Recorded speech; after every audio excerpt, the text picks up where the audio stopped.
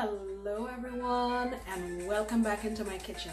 Today I'm going to make a dessert that you can serve for the holidays. It's going to look like you slaved all day and it's going to taste like you slaved all day. The only thing is you didn't. So come on, let's do this. Alright guys, so today we'll be making tiramisu, and for that let me show you the ingredients we have here. These lady fingers. I'm going to use an unconventional ingredient, which is Cool Whip. Instead of making whipped cream and adding sugar to it, I'm going to try that because I think it'll work and it's going to be a lot easier. We have our mascarpone. I have here 1 cup of coffee. You can use espresso. I just use instant coffee, and I sweetened it with 3 tablespoons of sweetened condensed milk. I feel like it'll be even more flavorful. So I'm going to add my mixture here into this little bowl.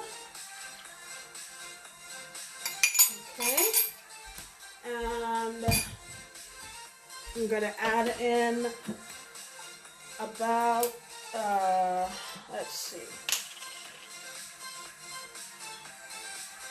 calling out a teaspoon of vanilla.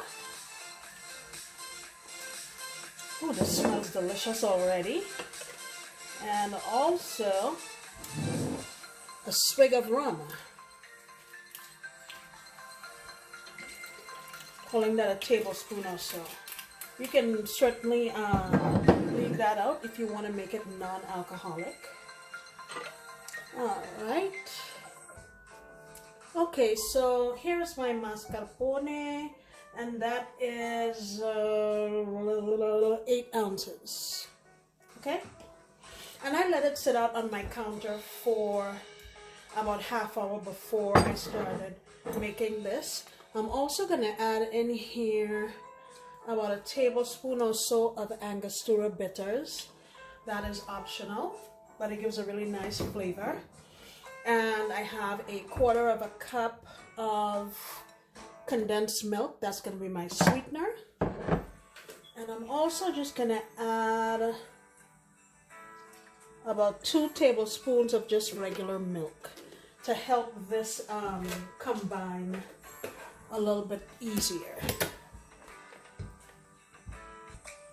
Alright, so this has blended nice and smooth, and I recommend, like I said, leaving this out on the counter, leaving the mascarpone out on the counter for at least 30 minutes or so prior to using. So now I'm going to add in my Cool Whip. I just bought the store brand because it was cheaper. It's actually quite affordable. I think this costs like $1 and I don't know, 20 cents. So now what you want to do is fold these 2 things together like so until it's nicely combined.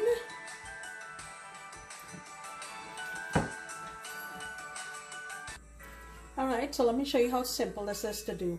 Our coffee mixture, you just want to briefly put your cookies in there. Just dunk them. And do a couple at a time if you like. And you just layer them in. You don't want to leave them in there too long, but you want them to become a little saturated, and we just line them in here.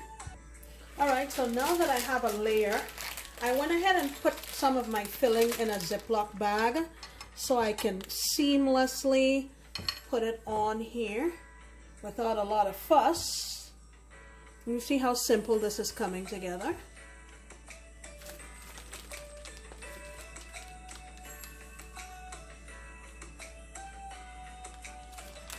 Okay, and what I'll do now is go ahead and add another layer. Alright, so I put on my last layer of cookies and then finished it off with the remainder of my cream mixture.